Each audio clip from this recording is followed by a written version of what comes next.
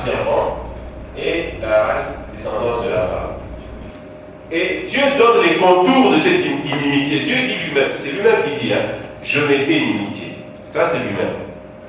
Et en plus de ça, il définit un peu, il donne un peu les contours de cette inimitié. Il explique un peu comment est-ce que cette inimitié va se manifester. Il dit ceci, il dit, la descendance de la femme écrasera la tête du serpent, et la descendance du serpent blessera le talon de la descendance de la femme. Nous allons comprendre par la grâce de Dieu qu'est-ce que cela veut dire. Donc nous devons savoir que quand Dieu est en train de dire blessera le talon là, c'est un mot qui vient de l'hébreu Akab, A-Q-A-B. Le talon. Ça vient de l'hébreu Akab, A-Q-A-B. Et c'est de là même que vient le nom Jacob. Jacob, alléluia. Parce que vous savez, pour les histoires, Jacob avait tenu le talon de son frère. Alors, A-K-A-K-A-B veut dire tromper, prendre par ruse, ça veut dire duper. Alléluia. Donc Dieu lui-même, c'est lui qui dit, je vais mettre l'inimitié entre ces deux races-là, ces deux descendances. Mais en même temps, il est en train de révéler quelque chose. Il dit que la descendance du serpent a une capacité. Ça, c'est Dieu lui-même qui le reconnaît. Il aurait pu dire que non, que cette descendance-là n'arrive pas à blesser le talon de la descendance de la femme. Est-ce que vous me suivez? Mais c'est lui-même. Il aurait pu faire en sorte que ça ne soit pas, cela ne soit pas ici. Mais lui-même, il a dit ces choses volontairement. Plus loin, on comprend là. Il dit ceci. Il dit la descendance du serpent blessera le talon de la descendance de la femme. Or, dans les termes originaux, ça veut dire que la descendance du serpent a la capacité de pouvoir tromper, de pouvoir prendre par ruse, de pouvoir duper. Alléluia. Ça, c'est Dieu qui le dit. De l'autre côté, la descendance de la femme a l'autorité, la capacité d'écraser la tête. Alléluia. Donc c'est pour dire,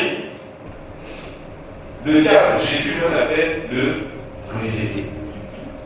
Et si Jésus l'appelait le rusé, c'est en connaissance de cause. Parce que depuis le jardin d'Éden, Dieu lui-même a dit, je mettrai une inimitié, et il décrit même comment sera cette inimitié. La descendance de la femme a l'autorité d'écraser la tête, mais de l'autre côté, la descendance du serpent a la capacité, Dieu lui-même le dit, Dieu lui-même le reconnaît, de pouvoir tromper. Alléluia. Donc c'est pour vous dire que nous avons affaire à quelqu'un de terrible. Dieu aurait pu faire que ça ne soit pas comme ça, mais il a laissé les choses dans l'état. Et toi, il dit, la descendance de la femme t'écrasera la tête, mais toi, tu pourras le tromper. Alléluia. Donc, cela introduit une notion pour nous, Église, qui nous disons Église. C'est cette notion-là de se remettre continuellement en question pour savoir, est-ce que l'autre descendance ne nous a pas déjà trompés? Alléluia. Pourquoi nous devons poser la question? Nous allons lire.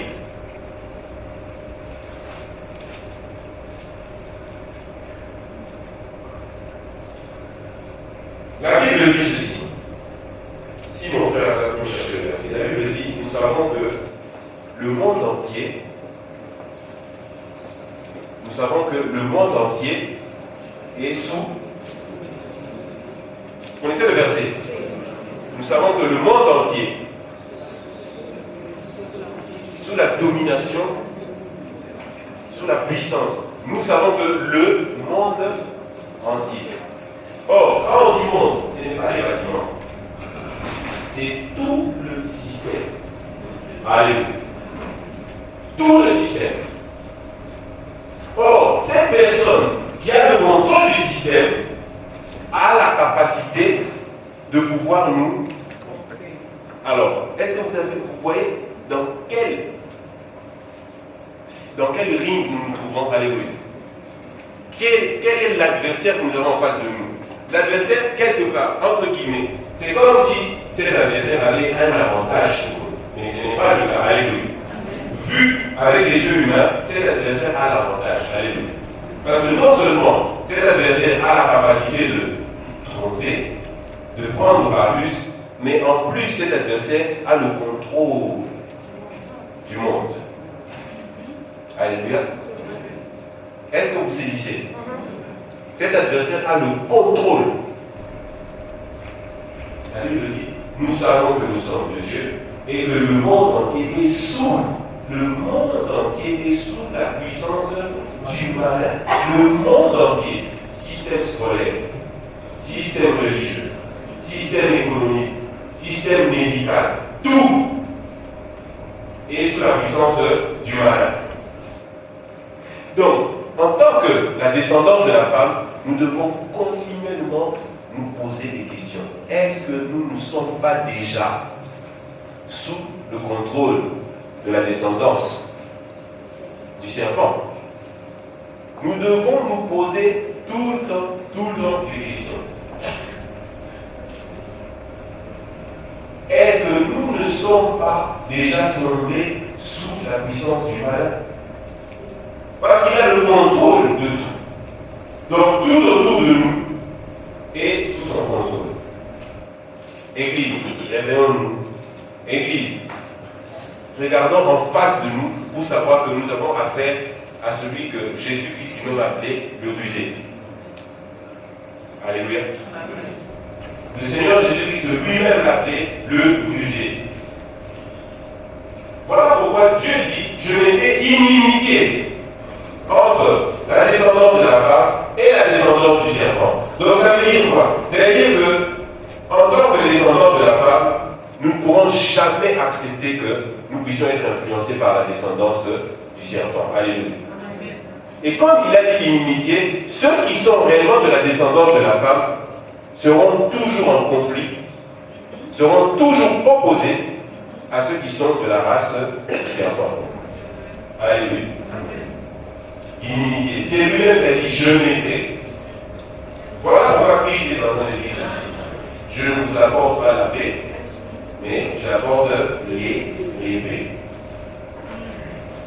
Parce que Christ savait que celui qui est réellement de la descendance de la femme accepte la parole de Dieu. Alléluia. Qu'elle fasse mal, qu'elle soit dure, mais celui qui est de la descendance de la femme accepte réellement cette parole. Alléluia. Mais celui qui est de la descendance du serpent n'acceptera jamais. Voilà pourquoi ceux qui sont de la descendance du serpent et ceux qui sont de la descendance de la femme seront perpétuellement en inimitié. Alléluia. Or, quand nous observons actuellement les assemblées, on retrouve maintenant le système. La Bible dit le monde entier est sous la puissance du mal. Or, quand nous observons actuellement les assemblées veulent copier ce qui se passe dans le monde. Ceux qu'on a fui, tout le système que nous avons fui là-bas, quand nous venons dans ce qui s'appelle l'Église, nous venons, nous retrouvons ces choses-là. Vous avez la capacité, car le serpent, c'est Dieu qui dit, tu lui blesseras le talon. C'est Dieu lui-même qui dit, tu lui blesseras le talon, tu pourras le tomber. C'est pour cela que nous devons être tout le temps sur le qui-vive, tout le temps être vigilants. Ne pas laisser la descendance du serpent prendre possession de l'héritage que Dieu nous a donné. Amen. Alléluia. Amen. Inimitié. Il a dit, je mettrai inimitié entre la descendance de la femme et la descendance du serpent. Inimitié. Nous devons continuellement veiller, continuellement faire attention de ne pas tomber sous la puissance du mal. Alléluia. Nous allons continuer notre lecture.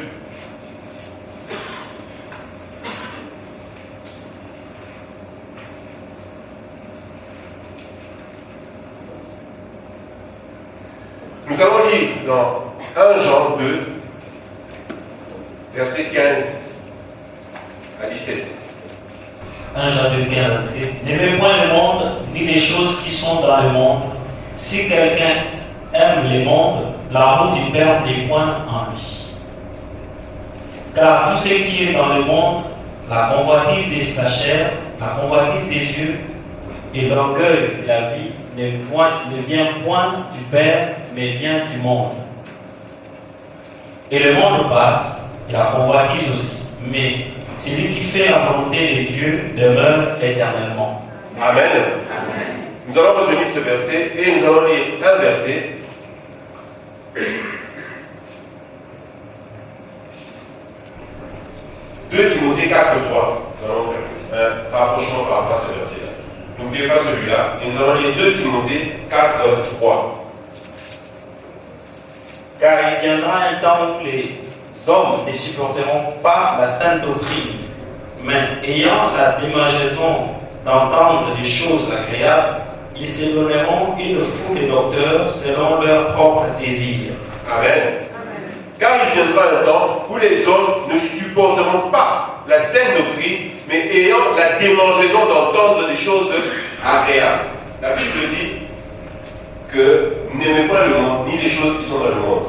La convoitise des yeux, de la chair et l'orgueil de la vie. Or, voilà ce que les Écritures disent. Il viendra un temps où les hommes ne supporteront pas la saine doctrine, mais ayant la démangeaison d'entendre des choses agréables, ils se donneront une foule de docteurs selon leurs propres désirs. Or, quand nous regardons le temps que nous sommes en train de traverser actuellement, c'est cette parole-là que nous sommes en train de voir qui s'accomplit. Alléluia. Les gens ne supporteront plus la saine doctrine, mais ayant la démangeaison d'écouter les choses agréables. Or, les choses agréables là, ce sont des discours qui flattent la chair, qui flattent l'orgueil de la vie. Alléluia. Alléluia. Amen.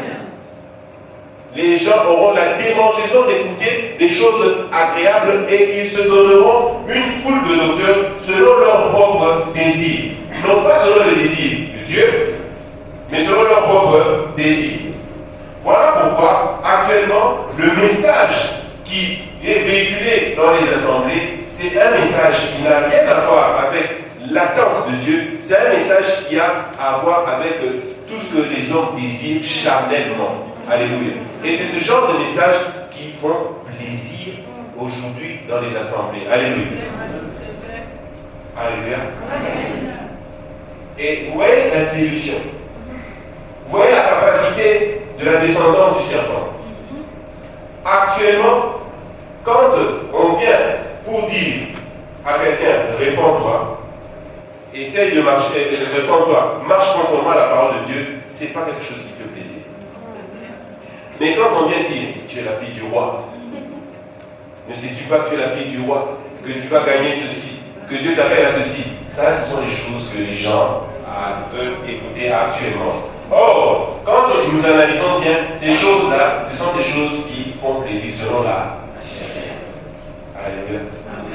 Ce sont des choses qui font plaisir selon la chair. Dans les derniers temps, il viendra un temps, et quand il viendra un temps où les hommes ne supporteront pas la saine doctrine, mais ayant la démangeaison d'écouter les choses agréables, ils se donneront une foule de docteurs. Il n'y a jamais eu, du temps de l'Église primitive, autant de docteurs, bishops, des titres et des titres. Voilà, ce sont ces temps-là que nous sommes en train de vivre. Alléluia.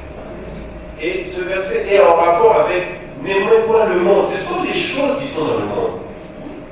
Des choses qui flattent l'ego, qui flattent la chair, mais qui n'amènent pas une personne à la maturité spirituelle. Alléluia. Que Dieu soit béni. Nous allons nous arrêter là pour aujourd'hui. Et que Dieu fasse grâce que nous puissions continuer dimanche. Alléluia.